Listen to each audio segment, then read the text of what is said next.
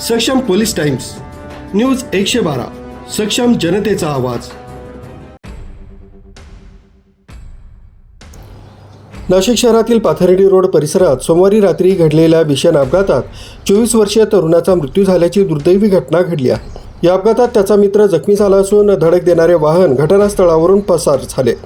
उपनगर पोलिसांनी अज्ञात वाहनाचा शोध सुरू केला असून या घटनेमुळे विहितगाव परिसरात शोककळा पसरली। मिळालेल्या माहितीनुसार विहितगाव इथल्या महाराजा बस स्टॉप परिसरात राहणारा तेजस शिंदे वय 24 याला सोमवारी रात्री 9 वाजता मित्राचा फोन आला होता।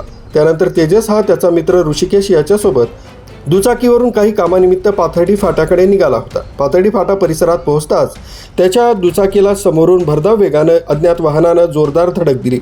धडक इतकी भीषण होती की तेजस शिंदे गंभीर जखमी होऊन रस्त्यावर कोसळला, तर ऋषिकेशलाही गंभीर दुखापत झाली। अपघातानंतर परिसरातील नागरिकांनी तात्काळ घटनास्थळी धाव घेत दोघांनाही उपचारासाठी जवळील खाजगी रुग्णालयात दाखल केलं। मात्र डॉक्टरांनी तपासणीअंती तेजस शिंदे याला मृत घोषित केलं। त्यानंतर त्याचा मृतदेह शवविच्छेदनासाठी नाशिक जिल्हा शासकीय रुग्णालयात पाठवण्यात आला।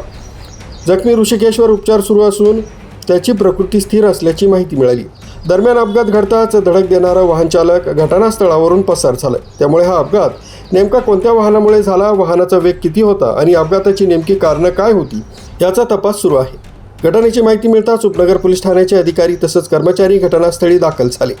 त्यांनी पंचनामा करून परिसरातील CCTV फुटेज आणि प्रत्यक्षदर्शींच्या जबाबांच्या आधारे फरार वाहन चालकाचा शोध सुरू केला। या प्रकरणी अज्ञात वाहन चालकाविरुद्ध गुन्हा दाखल करण्याची प्रक्रिया सुरू असून पुढील तपास उपनगर पोलीस करीत आहेत। न्यूज ब्युरो सक्षम पोलीस टाइम्स न्यूज 112 नाशिक।